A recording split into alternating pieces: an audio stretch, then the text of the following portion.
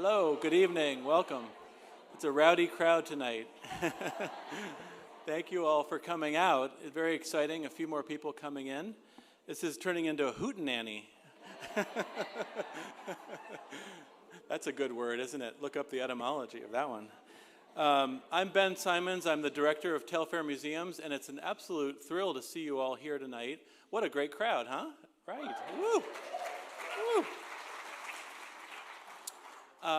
I would like to thank our sponsors who made this event a free event this evening, Mimi Murray Levitt and Mrs. Robert O. Levitt, known locally as Kathy.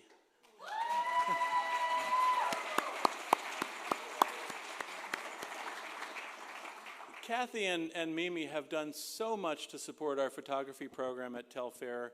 The Levitt galleries, also all of the gifts of works to the collection, supporting photo camps and all kinds of endeavors over the years. Kathy, you and your sister-in-law really are the spirit behind the success of our photography program here at Telfair, and we thank you for that so much.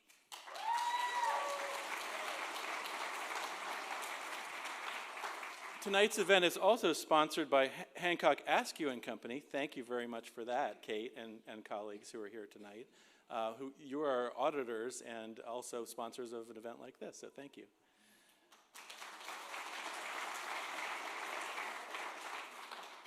I want to introduce tonight's speaker, Raissa Bretaña, who is here with us tonight from New York City. She's a New York-based fashion historian. As a researcher, writer, lecturer, and educator, she takes an interdisciplinary approach to fashion history, working to find socio-cultural connections to the field while also striving to make it more accessible through integration across various media platforms. Resa has lectured throughout the United States and internationally in various topics, such as 19th century dress reform, one of my passion projects, the golden age of couture, and historical dress in Hollywood films, which is a fascinating topic. She currently teaches fashion history courses at the Fashion Institute of Technology and Pratt Institute. She works part-time at the New York Historical Society, educating museum visitors about fashion history and the women's suffrage movement. Additionally, Resa hosts a video series for Glamour magazine, in which she fact-checks historical costumes in popular media. Huh. What's the percentage of accuracy there? Very small, okay. Her most recent project features her as a guest on a new collaboration between the Met and Turner Classic Movies in a new limited edition series called Follow the Thread. So look out for that on TCM. She earned her Master's of Arts from the Fashion Institute of Technology in Fashion and Textile Studies, History, Theory, and Museum Practice. She has held internships at the Costume Institute at the Met, the Textile and Fashion Arts Department at the Museum of Fine Arts Boston, and the Costume Research Division at Western Costume Company. Resa previously received a Bachelor of Arts in Costume Design from BU and has worked professionally in theater, opera, film, and television. And she's just getting started. Please welcome Raissa Bretaña.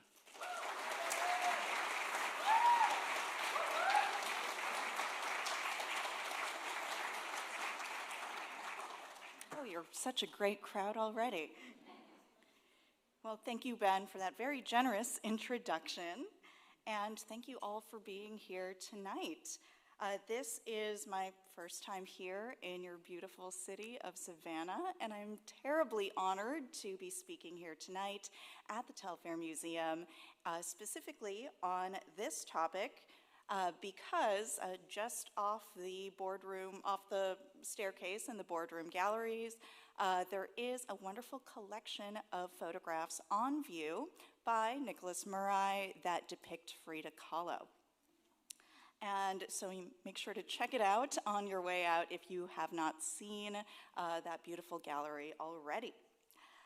So today we will be talking about Frida Kahlo and her position as not just an artist, because quite frankly, to call her just an artist feels almost reductive, because she has become this pop culture figure and this fashion icon in her own right. But I think it's important at the very outset to recognize that when we're looking at these photographs of Frida Kahlo, we're looking less at fashion proper and more at personal style.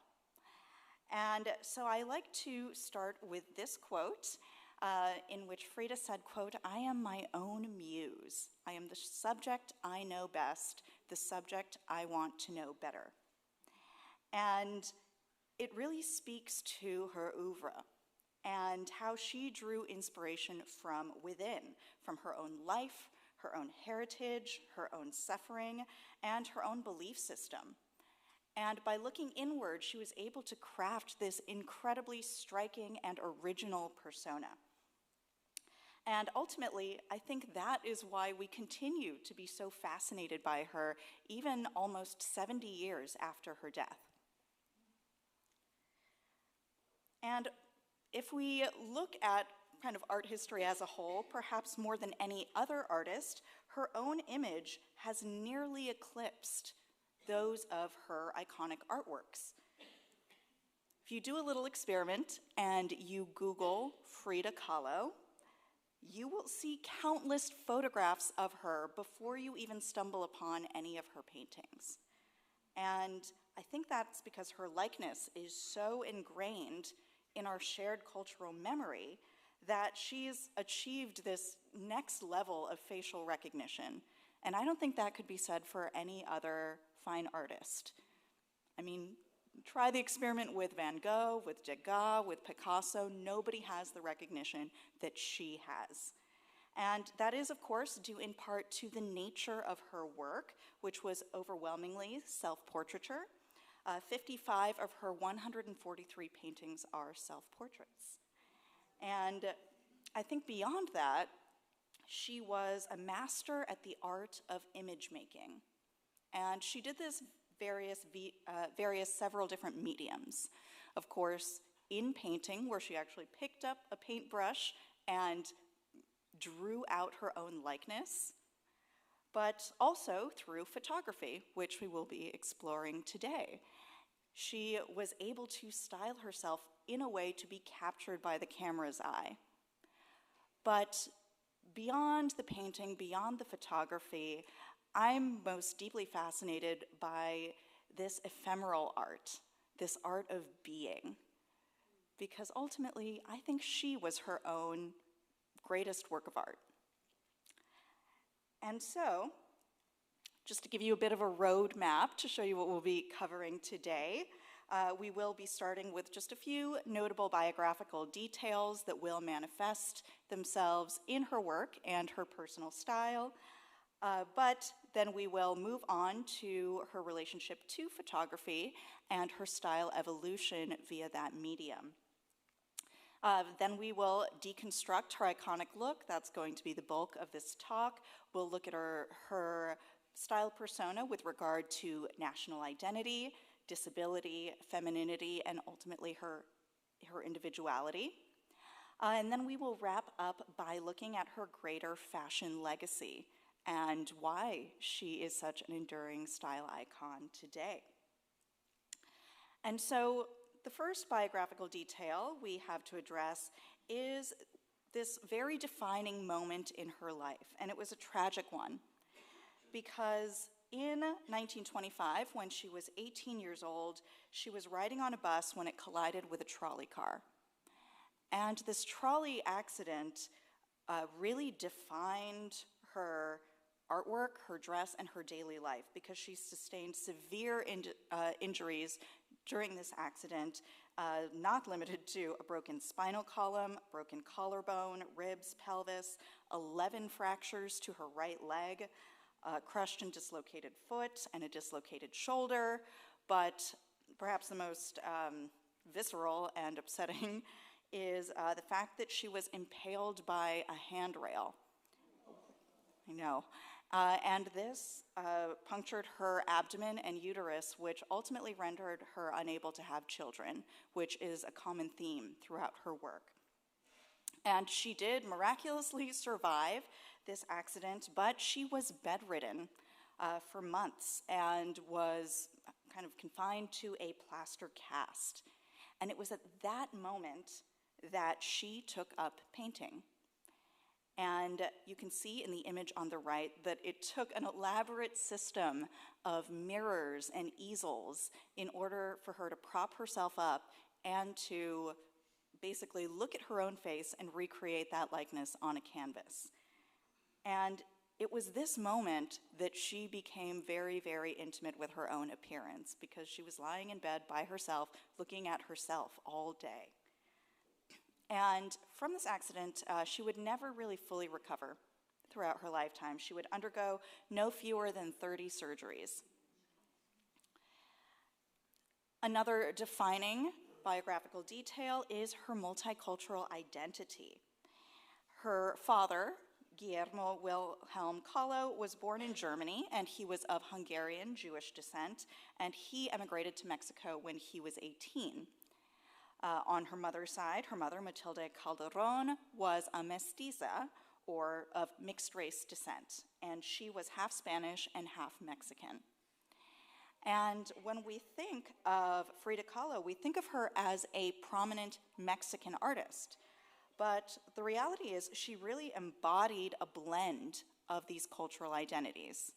And we see it manifested in her work, such as this one, but also in her use of multicultural dress. And she used dress to convey the duality of her own heritage.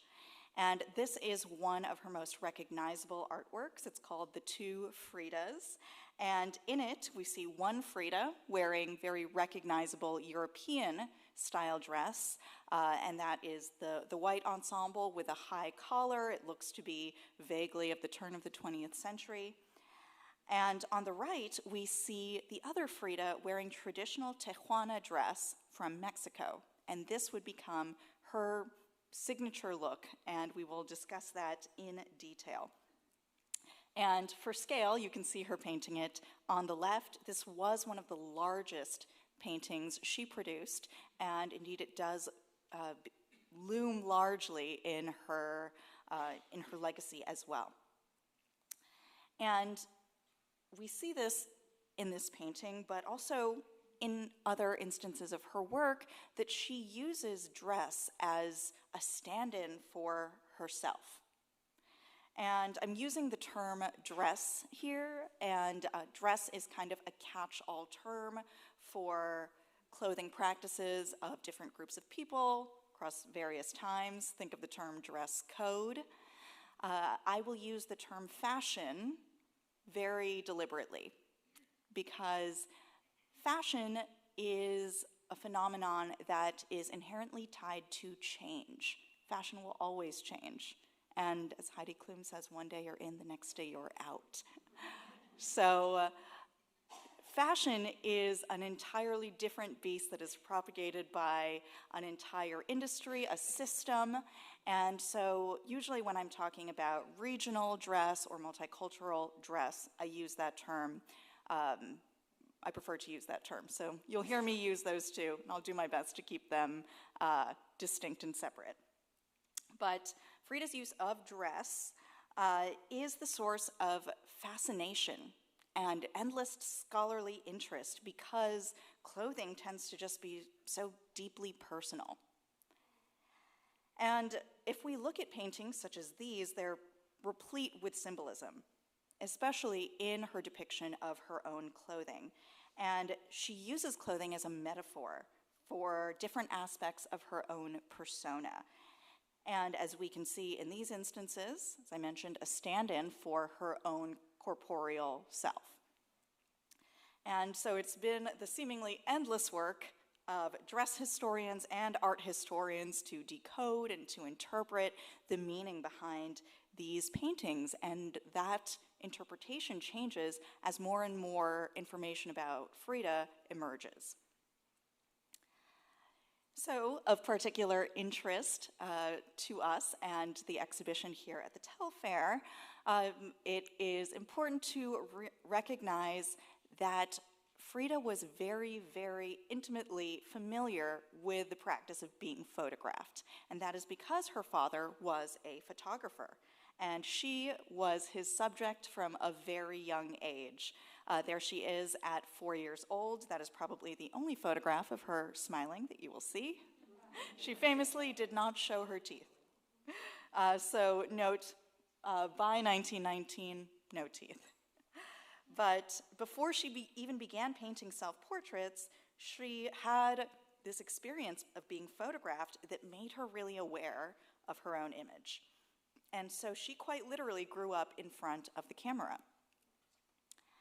And we are able to then trace her style evolution through these photographs. And as a young woman, she had not yet adopted that very, very colorful, distinctive Mexican style that we all know her for today. Rather, she was a follower of European or Western fashion, as we can see in this photograph on the left. She is 19 years old, and this was taken in February of 1926. And in the 1920s, Paris was the center of the fashion world. Some would argue, still is, but I don't know. I feel like this room is the center of the fashion world today. But during the 1920s, all fashion emanated from Paris, and it trickled down from well-known designers like Paul Poiret and Coco Chanel, who determined the styles that were then endlessly copied by other markets. And in 1926, the same year that this photograph was taken, Coco Chanel introduced her now famous little black dress.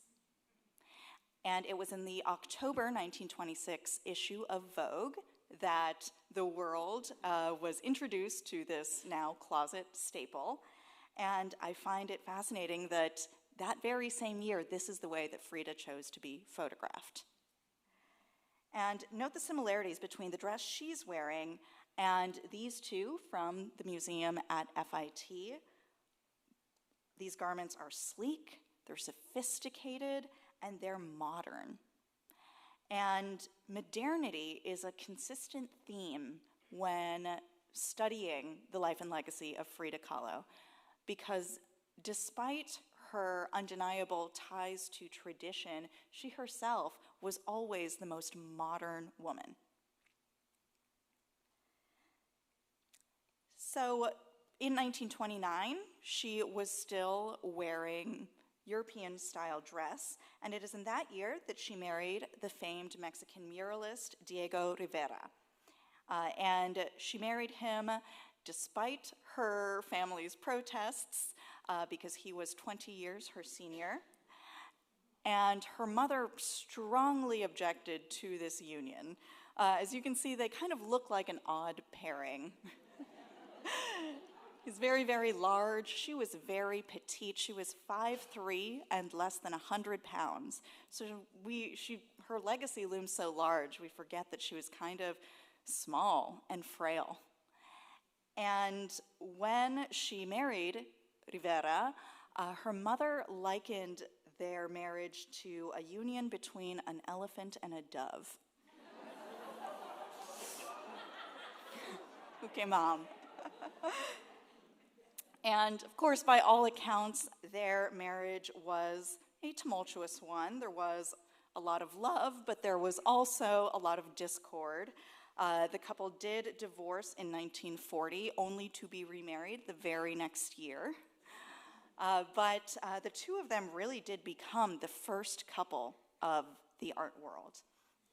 And for much of her lifetime, Frida Kahlo existed in the shadow of her husband, and she was commonly referred to, most belittlingly, as the wife of Diego Rivera.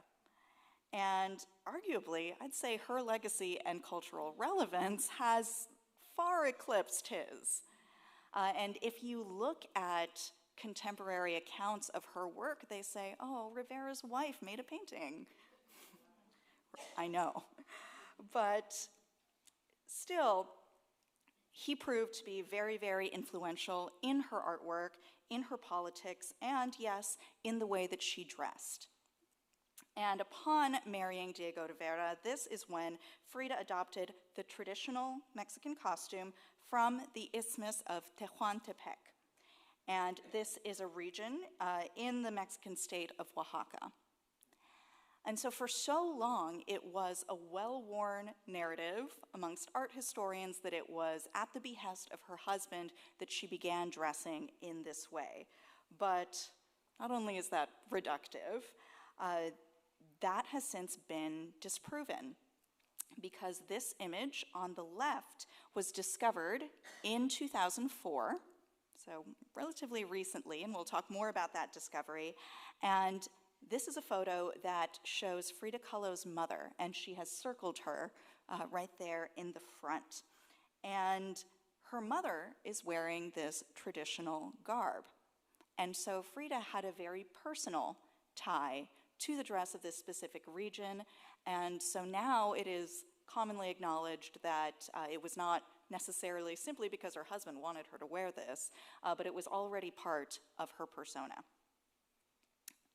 And this photograph came from that discovery in 2004 because it was found in a bathroom. So Frida Kahlo passed away in 1954, shortly after her 47th birthday. And after she died, her husband began placing all of her personal belongings in this bathroom off of her room in the Casa Azul. And that is where they lived, and that is now the home of the Museo Frida Kahlo in Mexico City. And shortly before Rivera himself died in 1957, he gave instructions to his close personal friend, Dolores Olmedo, that that room, containing Frida's most personal effects, should stay locked for 15 years after his death. Almost like creating an inherent time capsule. Well, she took those instructions very, very seriously, because she actually decided to keep the room sealed until her own death, and that was in 2002. So the opening of this room was 32 years overdue. She died in 2002. In 2003, they were given permission to open it, and in 2004, they found this treasure trove. And that is what they discovered when they opened this bathroom. So you can see there are prostheses, braces, a lot of her personal effects, photographs, and it's been an ongoing effort to catalog and conserve all of it.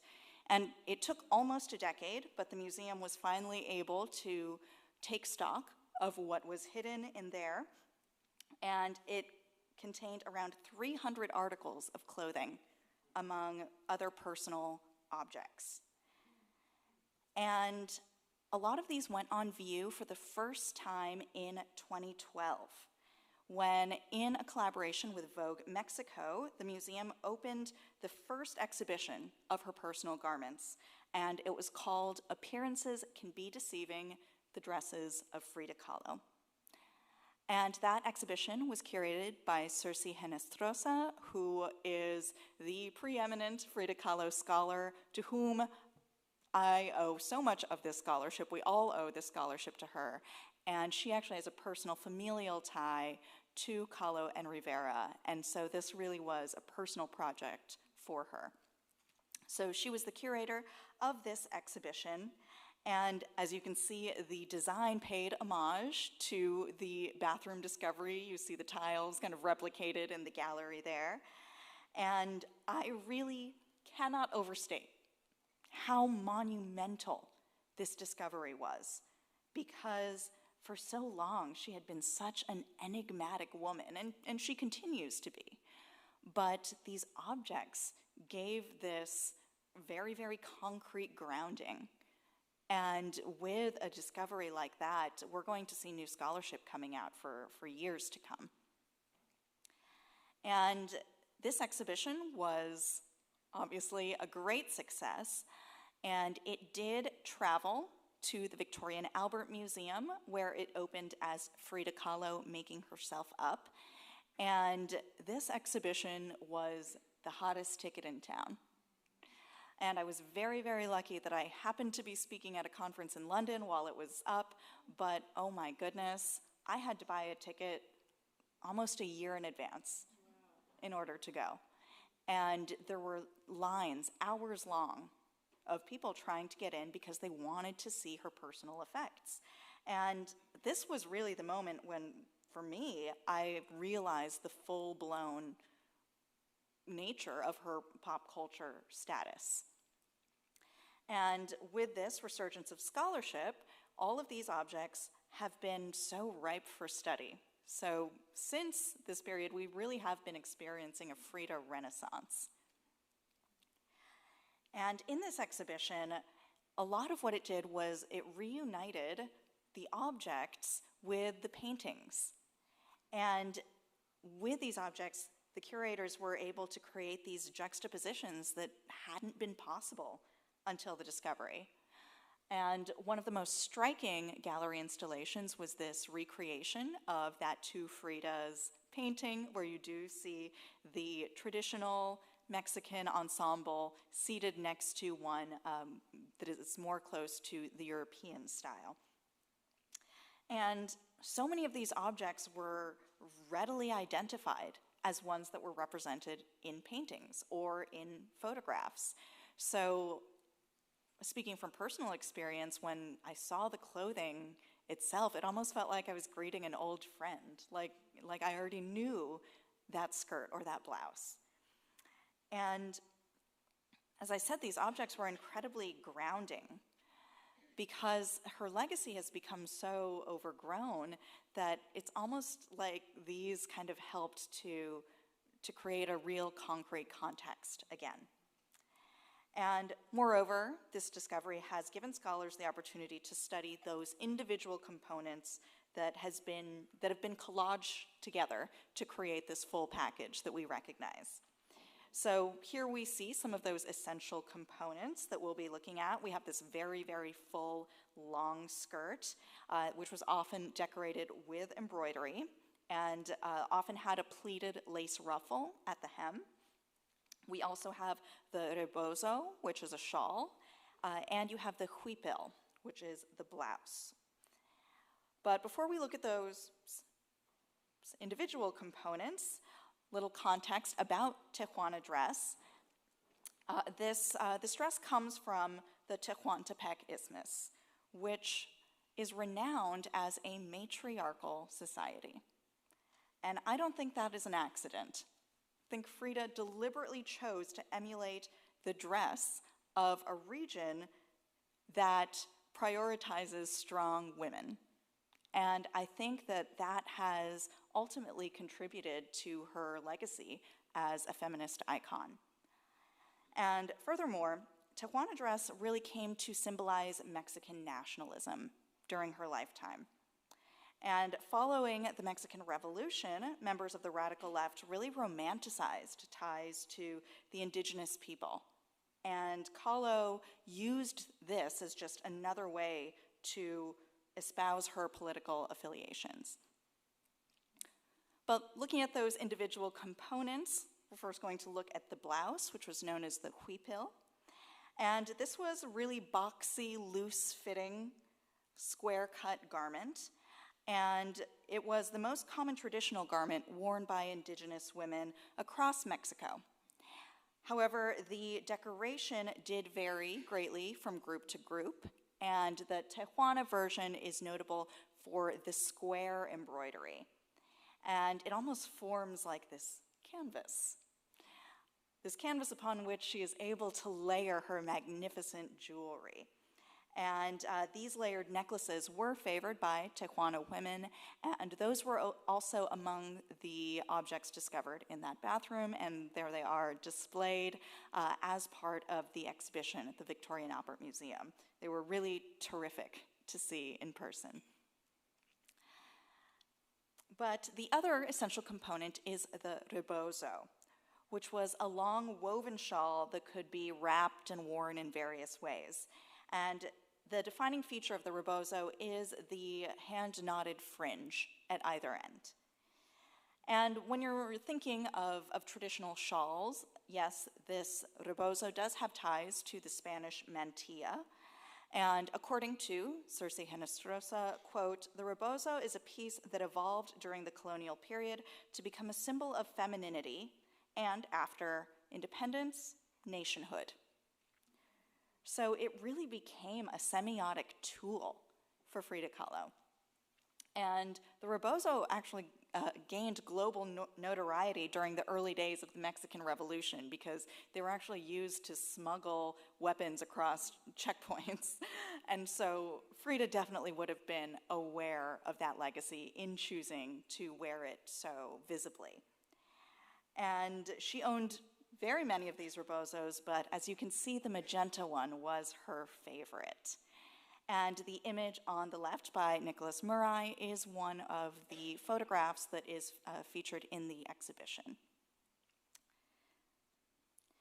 But one special garment that is part of the traditional Tijuana dress is the resplendor. And this is a ceremonial garment. It's kind of more of a headdress. And it's used for special feast days and occasions. And sometimes it's called the huipil grande because you can actually see that it is simply a blouse that has been worn so that the neck frill frames the face. And that lace frill has been heavily starched to create this sun ray. And you can see the vestigial sleeves still kind of hanging down as a reminder that this was indeed a blouse. And two of Frida's resplendors were discovered in La Casa Azul, and this lace and pink one was clearly one of her favorites. It was featured in her self-portrait as a Tijuana from 1943. But this garb wasn't just used as a signifier of identity. There was actually a practical matter because with this really voluminous silhouette, you've got a boxy blouse, a very, very full skirt, kind of this very covering rebozo. She used it to conceal what was underneath. And what was underneath was a very broken body. And these aspects of dress really worked in her favor. And one particular aspect is the full skirt that concealed her legs because, especially after the trolley accident, she was very self-conscious about her legs, and one was actually shorter than the other due to a childhood bout with polio. But I think one of the most illuminating discoveries from that treasure trove in 2004 was this drawing on the right. And there's an inscription that says, "Appearances can be deceiving." And it is from this drawing that Circe Henestrosa took the title of the exhibition. And it really speaks to this dichotomy of Frida Kahlo's work, where she's concealing, but she's also revealing. And if you kind of take a mental snapshot of this image, you can see that it matches up with some of the works that we are more familiar with. And one of the recurring themes in her work is the broken column, which speaks to her broken spine from that accident. And in the painting from 1944, you see her nude torso split to reveal this crumbling ionic column. And that appears again in this newly discovered drawing.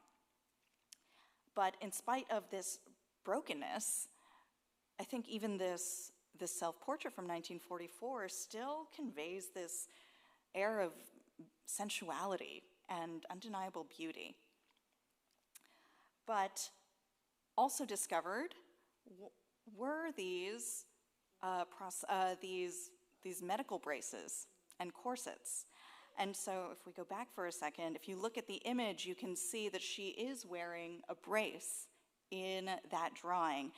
And when they opened the bathroom, they found that brace. And when these were on view in the exhibition, they were kind of really disturbingly intimate. because she worked so hard to conceal these during her own lifetime. And speaking as a fashion historian, it's always a little creepy to be studying people's clothes so closely. It's always a little intrusive, but this is that to an extreme degree. Any of our clothes, they do kind of tend to retain the essence of the wearer. And here, it was very, very literal, because these were exhibited in these glass cases that you could walk around and peer into. And if you looked at these corsets, these plaster corsets, you could see the actual imprints of her ribs.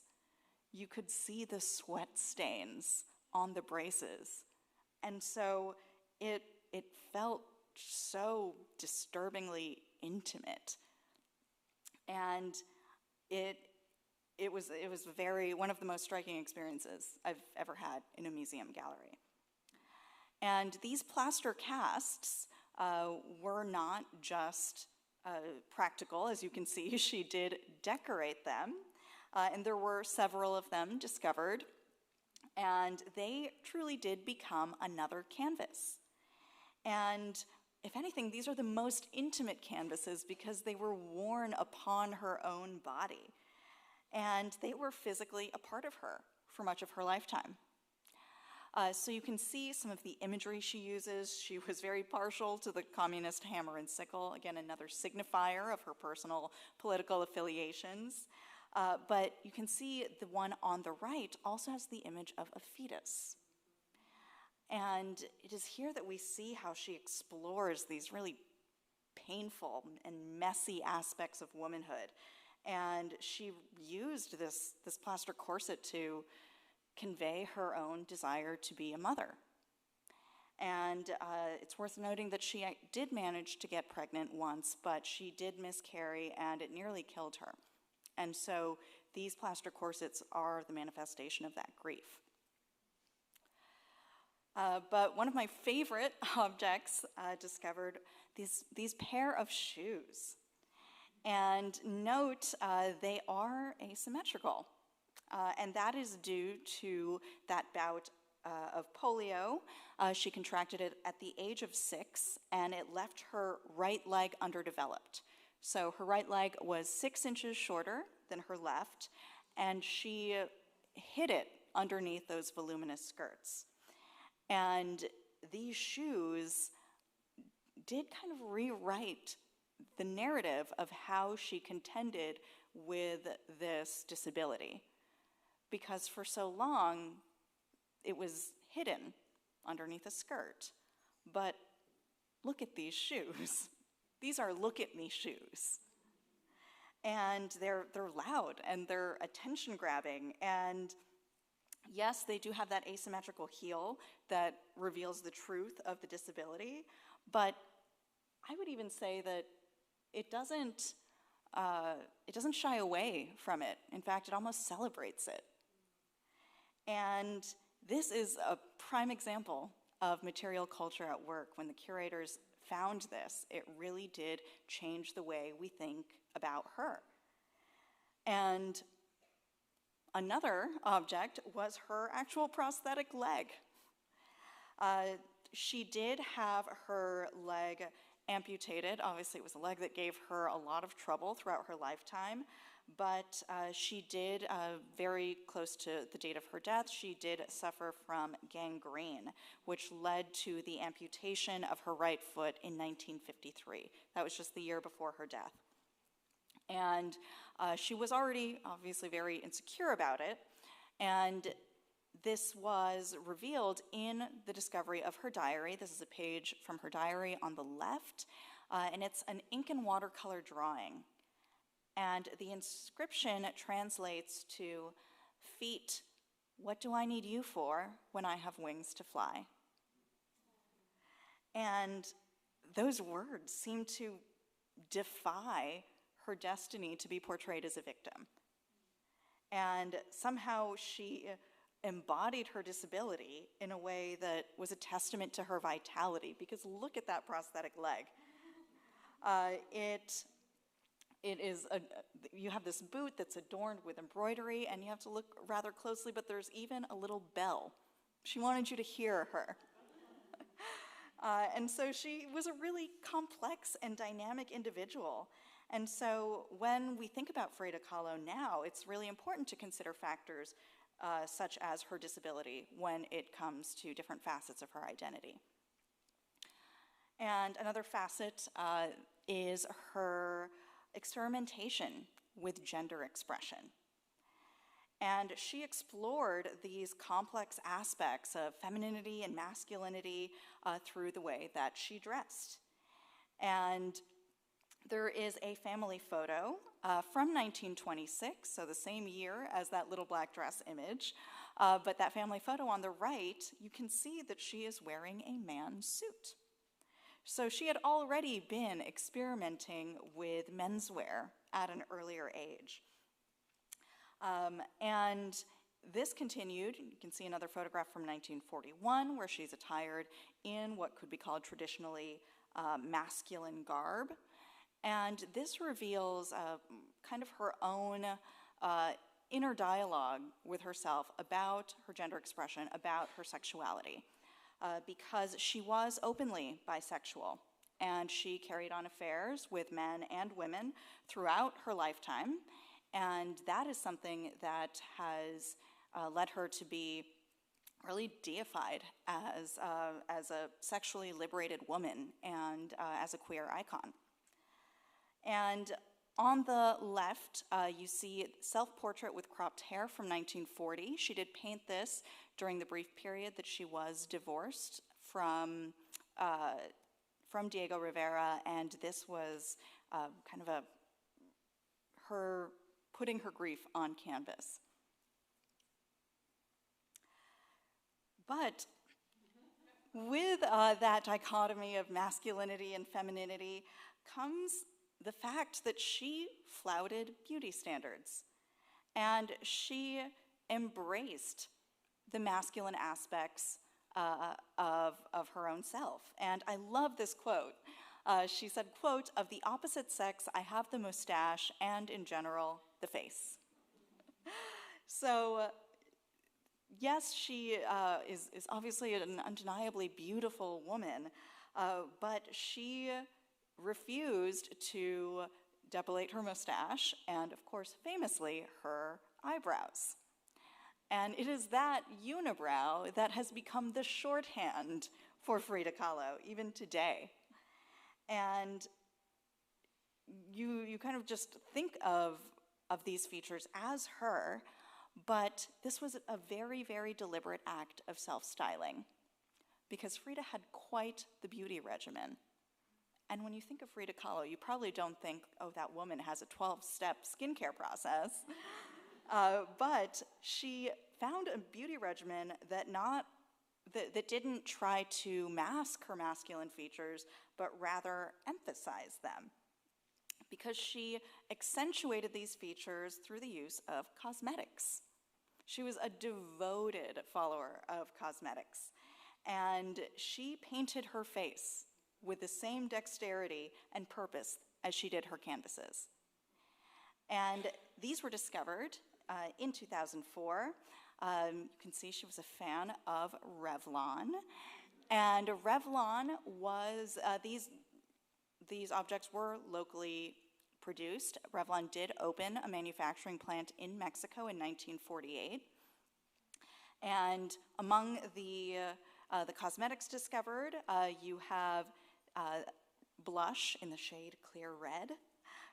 She did wear lipstick, but my personal favorite discovery was an eyebrow pencil in the shade Ebony.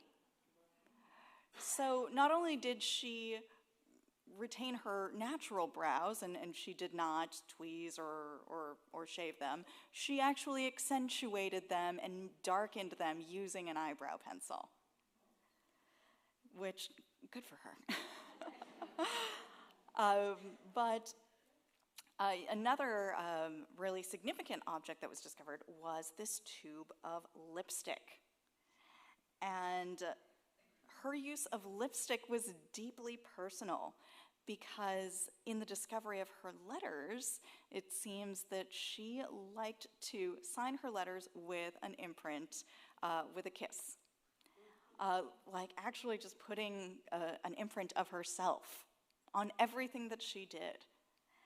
And this shade of lipstick is very significant. The shade is Revlon's Everything Rosy. And I did an archival search. I looked at different fashion publications from the year of her death, 1954, and Everything's Rosy was the color. And on the left, you can see an advertisement for Revlon's Everything Rosy that appeared in the June 1954 issue of Harper's Bazaar. That was the month before her death. So I think that she was very, very attuned to beauty trends. And that is also evident in the discovery of the Revlon Lastron nail polish. And she did have several colors of nail polish that coordinated with the shades of lipstick. And so on the left here is another advertisement, also in Harper's Bazaar, for the same nail polish that was discovered amongst Frida's possessions. So not only was she using these very, very current, modern, fashionable beauty products, but she was applying them in a way that was very up to date. And in that photograph that's in the exhibition, you have to look very, very closely. But the manicure that she has is very distinctive. And in the 1930s and 40s, the manicure to have was the half-moon manicure, in which you left kind of negative space close to the cuticle. And so for her to be photographed with this very distinctive manicure speaks to just how closely she followed these trends. And I'm so happy to report that the half-moon manicure is back. It's my personal favorite. But it is a timeless look, I think. And so I would like to think of Frida as flipping through the pages of Harper's Bazaar or Vogue to see what the latest trends were. So obviously she had very fashionable hands, but those were not the only fashionable hands that were part of her style persona. My other favorite aspect of her look were these hand earrings that she often wore. And these hand earrings appear in some of her paintings, but also in this photograph by Nicholas Murai. And these earrings were given to her by Pablo Picasso, which really is a testament to her presence in the art world. And she and Picasso shared a mutual admiration. And when Picasso did an exhibition in Mexico City, she did attend. The photograph in the center attests to that. And I think these hand earrings let us into a different aspect of her style persona that's kind of quirky and playful. And one of these earrings was found amongst her possessions, so the other one is out there.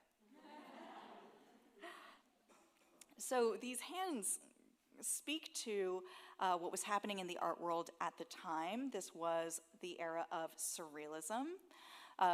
Frida herself did not identify as a surrealist, but you do see touches like this in her personal style, and also in some of the accessories that she wore.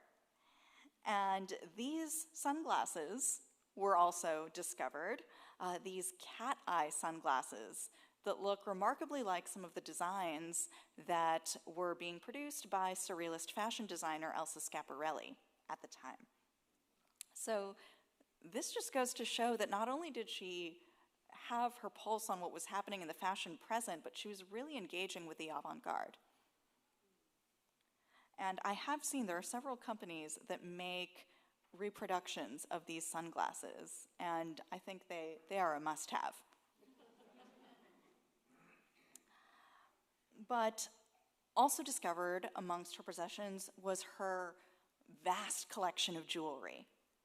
And I think her jewelry perfectly illustrates her connection to the distant past, because some of the jewelry discovered, like the necklace pictured in the center, dated back centuries. And this necklace, these are pre-Columbian beads that she actually recovered from an archaeological site and strung up herself, shows that she had ties to antiquity as well. And so I love that she was able to mix things that were centuries old versus something that was featured that month in Harper's Bazaar. And one of my other favorite pieces is this necklace on the right with these coral beads and these votive charms that are tiny legs, which is kind of another nod to her very complicated relationship with her own legs. And by all accounts, she was a very stylish woman. And even though her style was very quirky and atypical and not necessarily in line with the fashion of the day, people still took notice. Because I think that's still true. When people have very, very unique senses of personal style, you just have to sit up and you have to look at it. And American Vogue did take notice, and she was featured in Vogue in the October 1937 issue when she was photographed by fashion photographer Tony Frizzell, and she was featured in this spread called Señoras of Mexico. And you see her with her favorite magenta rebozo above her head, and this can be easily traced by anybody with access to the Vogue archive. But this spread has also led to rumors, and it's fed this mythology that she appeared on the cover of Vogue, which she never did during her lifetime. And in 1939, she did visit Paris, and in the 2002 Julie Taymor film, which hopefully people have seen because it's spectacular, but in that film, Salma Hayek plays Frida Kahlo, and there is a scene where she holds an issue of Vogue Paris with this Nicholas Murray photograph on the front. This never happened. Anybody who has access to the Vogue archive can tell you there is no such cover. And on the right, we can see the moment that she finally did become a Vogue cover girl, and that was for Vogue Mexico, and that wasn't until November of 2012, when that exhibition opened at La Casa Azul. So there she is, at last, on the cover of Vogue. But that isn't to say that her essence hasn't peppered the pages of Vogue over the decades. International editions of fashion magazines pay homage to her likeness and really help to perpetuate her posthumous iconography. And you can see in these three examples, photographers and stylists really rely on the most recognizable aspects. So you've got the unibrow, you've got the flowers, you've got the traditional Mexican garb. And while, of course, this makes her instantly recognizable, I do think that these depictions make us think that her style was really monolithic, which, as we've seen, it really wasn't. And here we see direct emulation of her own dress, based more, I would say, on the photographs than the paintings themselves.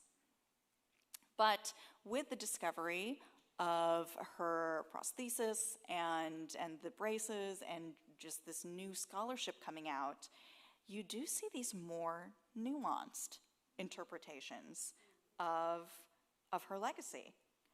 And you see some of these more subversive depictions that communicate this kind of this darkness that underlied her life.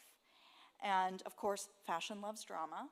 So we do see that here in this spread for Vogue Germany, and we also see it on the runway. And with Frida's legacy comes her reinvention in contemporary fashion. And on the left, you can see a collection by Jean-Paul Gaultier from the Spring-Summer 1998 collection. And the collection was entitled Homage to Frida Kahlo. And it's said that Jean-Paul Gaultier was introduced to her work by his muse, Madonna, who is obsessed with Frida and does collect her work. And so you can see the way that he has interpreted those paintings as well as those braces. But these reinterpretations of her style legacy were also part of that initial exhibition, shown alongside the actual objects to kind of show the longevity of her influence. And indeed, she has had supranational design influence across continents. You can see that she has become a global phenomenon.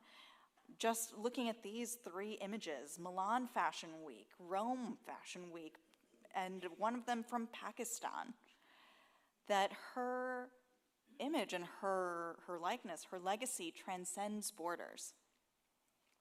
But when we see this, it always begs the question, is her likeness being commodified? Which, I mean, I was walking down the street of New York yesterday and saw a reusable grocery tote that had her face on it. And I can't help but wonder if she would be delighted by just the proliferation of her own likeness, or if she would be horrified by it. But with that questioning, yes, designers rely on these integral ingredients that, you know, put all these ingredients in, just add water, instant Frida. But some designers are going the step further. And this is one of my favorite interpretations. And this is a look from the fall 2010 couture collection for Givenchy. And this is when Riccardo Tisci was at the helm. And Riccardo Tisci had seen this illustration, appearances can be deceiving. And you can see the way that he has interpreted Frida's complex nature in this very, very beautiful piece. And so, to conclude, I think we can agree that the power of dress is fully on display here. Because despite the countless exhibitions of Frida Kahlo's paintings, of her photographic likeness, that have drawn crowds to museums for decades since her death, it is somehow the exhibition of her clothing that has allowed us to know her best. And I went to see the exhibition again when it came to the Brooklyn Museum in 2019, and this is an image from that installation. And when I was standing in front of that display case, I felt closer to her than ever. And I think ultimately it's because these clothes retain her essence and ultimately contain a bit of her magic. So that's all I have for you. Thank you so much.